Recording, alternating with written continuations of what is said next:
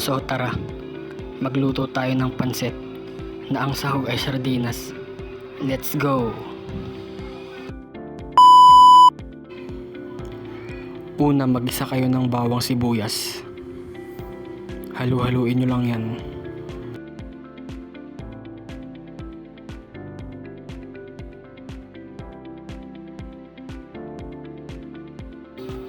After ng bawang sibuyas, lagay mo yung sardinas. Tapos syempre, lagyan nyo ng tubig. Mga 3 lang.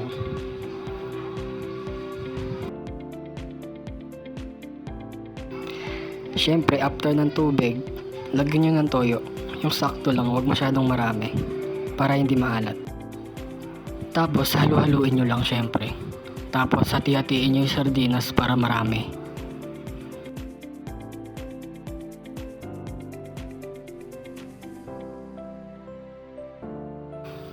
Syempre, after mahalo, takpan nyo para kumulo.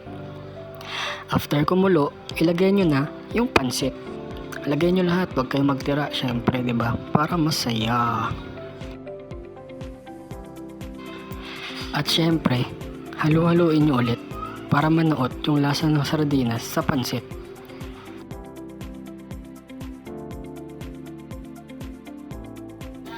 So ayan, napaluto na siya. Sarap niyan, 'di ba?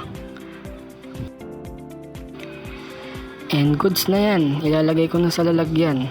Ayan o, nilalagay ko na.